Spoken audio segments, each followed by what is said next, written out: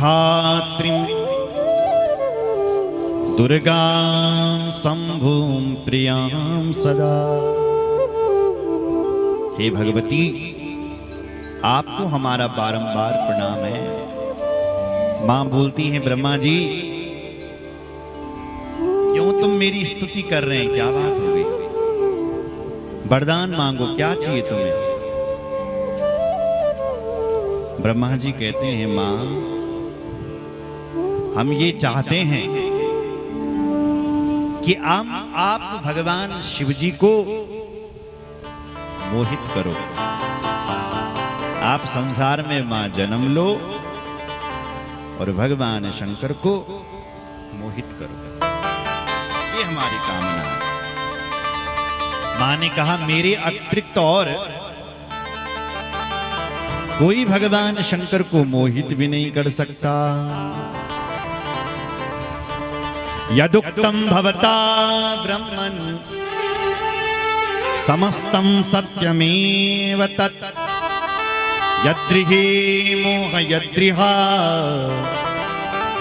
शंकरस्य न विद्यते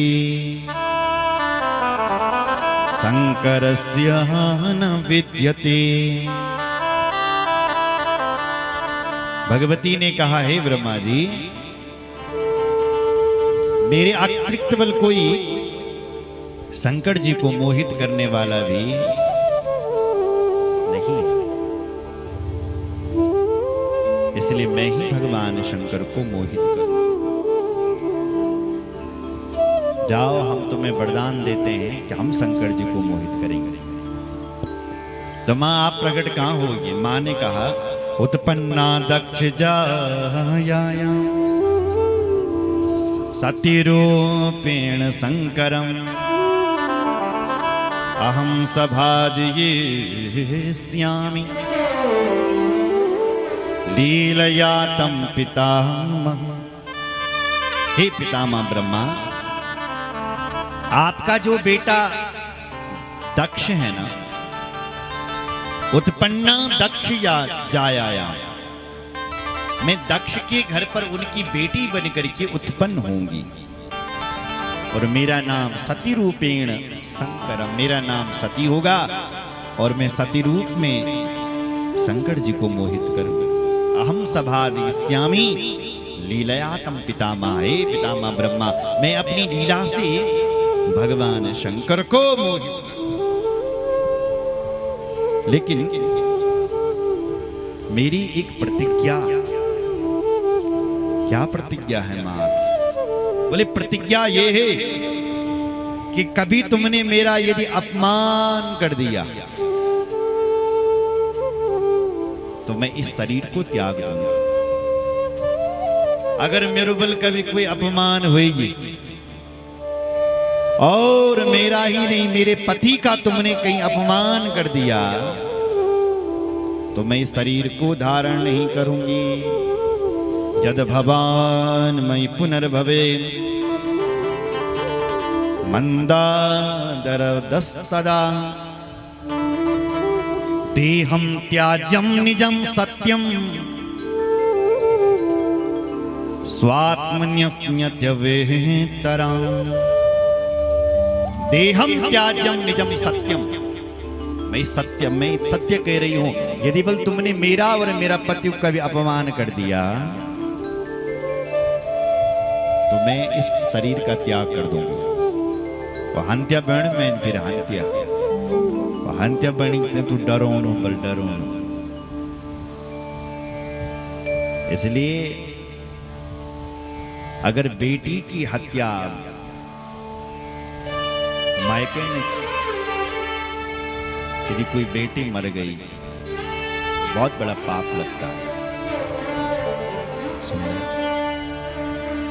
इसलिए मां ने पहली चेतावनी दे दी, क्योंकि जानती है मां कि ये हमारा अपमान करेंगे।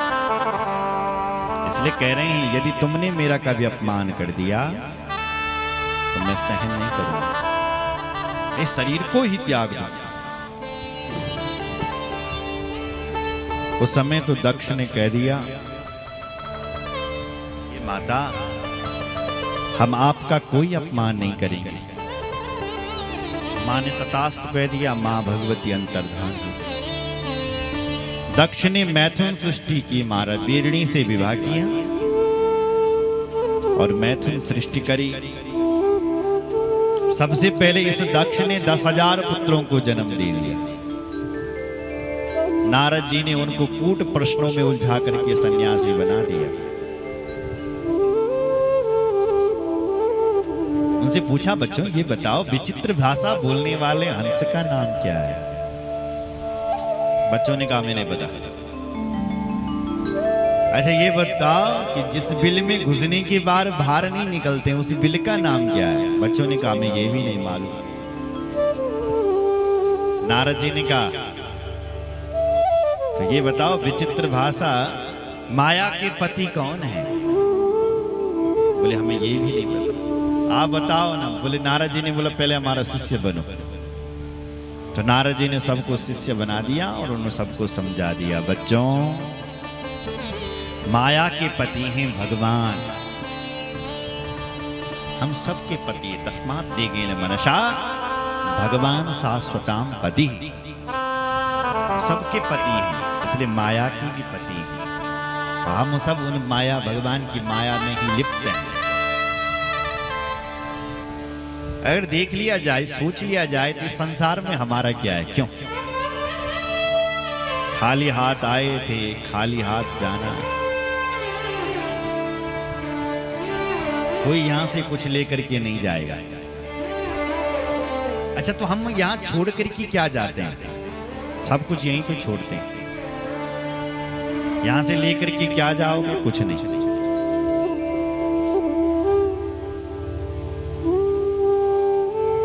यहां यदि रहता है तो हमारे कर्म, यहां यदि कुछ रहता है व्यक्ति, वो उसके नाम। लोग यहां भले आदमी को भी याद करते हैं, साफ बुरे आदमी को भी याद करते हैं। क्यों? जो हमारे बीच नहीं है उनका भी नारे, वो आदमी बहुत बड़े आदमी थे, लोगों को बहुत सज्जन आदमी था साहब। तो नाम रह जाएगा आदमी का, केवल नाम रहता है बस, जिंदगी नहीं रहने वाली, और केवल काम रहता है। इसलिए तो कहते हैं अपनी जिंदगी में कुछ ऐसा करके जाओ कि हम रहे चाहे ना रहे, लोग हमारे काम से हमें याद करते रहे, हमारे नाम से कि हमें याद करते रहे। इसलिए ये शरीर नहीं रहने वाला। यो शरीर तय गुण रही, जिस रावण की 1 लाख पूत और 1.25 लाख नाती थी। ये हमारा कैसे रहेगा? तो यहां रहेगा तो क्या, यहां रहेगा तो तुम्हारा नाम रहेगा। आज लोग भगवान राम को भी याद करते हैं और रावण को भी याद करते हैं, लेकिन राम की पूजा करते हैं, रावण की नहीं। इसलिए कुछ ऐसा करके जाओ अपनी जिंदगी में, हम रहे चाहे ना रहे, हमारा नाम यहां रहे। सुन रहे हो? अच्छा करके जाओ, बढ़िया करके जाओ। शम्मा बुझ जाएगी जलते जलते, श्वास रुक जाएगी चलते चलते।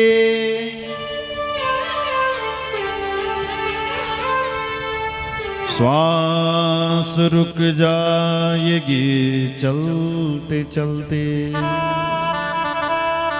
इन श्वासों का कोई भरोसा नहीं है। दम निकल न जाए रोशनी का, क्या भरोसा है इस जिंदगी का। हम रहे या मुहब्बत रहेगी, हम नहीं रहने वाले साथ, केवल हमारा काम यहां रहेगा। दास्तां अपनी दुनिया कहेगी, नाम रह जाएगा आदमी का, क्या भरोसा है इस जिंदगी का। कई लोग हार गए। कई लोगों को विश्वास था कि हम 100 साल जिएंगे, लेकिन वो भी चले गए साहब। हार जाएंगे हम चलते चलते, हाथ रह जाएंगे मलते मलते। एक पल का इस जिंदगी का भरोसा नहीं है, क्या हो जाए कल में परले हो जाए। 30 सेकंड में पूरा दृश्य बदल गया। समय का कोई भरोसा नहीं है मेरी माँ, इसलिए जिंदगी का कोई भरोसा नहीं है। इसलिए कुछ ऐसा करके चले जाओ कि हम रहे चाहे ना रहे, इतिहास हमारा नाम लेता रहे। इसलिए अपनी जिंदगी में कुछ ऐसा करके जरूर जाना। और अगर आपके मन में कोई शुभ काम करने की इच्छा हो रही है तो कर डालो, बहुत जल्दी कर डालो, क्योंकि कल नहीं आता है, बहुत जल्दी कर डालो। और यदि आप किसी का बुरा चाहते हैं कि उसका बुरा करना था, उसको कल पर छोड़े, कल करेंगे। कल किसने देखा कल आता भी कि नहीं। लेकिन भला काम जो किसी का कर तदेव लग्नम, कर डालो, अभी करो, या भी होना चाहिए शुभ कार्य। शुभ काम में तो देरी ही नहीं होनी चाहिए, बुरा काम कल के ऊपर छोड़ दो। क्या भरोसा कल कैसा आ जाए। सुन रहा है, कोई भरोसा नहीं। साथ देता नहीं ये किसी का, क्या भरोसा है इस जिंदगी का। जिंदगी का कोई भरोसा नहीं है साहब। बोलो जय श्री राम। इसलिए ये भगवान की माया ही तो है। हम उसको सब कुछ पता है कि यहाँ कुछ भी नहीं है, फिर भी हम इस माया में लिपटे हुए हैं। भूमि परत भाधावर पानी, जिमि जी माया लिपटाना। जब तक आकाश की बूंद, पानी की बूंद आकाश में, तब तक वो साफ है, स्वच्छ है, निर्मल है। और जैसी धरती पर गिर जाती है, ऐसी वो पानी की बूंद खराब हो जाती है। ये जीव भी तो ऐसी है, जब तक माँ के गर्भ में रहता है तब तक उसका सारा ज्ञान रहता है जीव को। और जैसी बल संसार माँ तो रो जाता है, फंस जाता है। कौन है भाई ये लोग, कहाँ आ गए। जीव जब माँ के पेट में रहता है तो उसको अपने जन्म जन्मांतरों का ज्ञान रहता है कि मैं कौन हूँ, कहाँ से आया हूँ, क्या मेरा कर्तव्य है संसार में। लेकिन जैसे ही वो संसार में आता है उस सारे ज्ञान को भूल जाता है, इसलिए वो रोता है।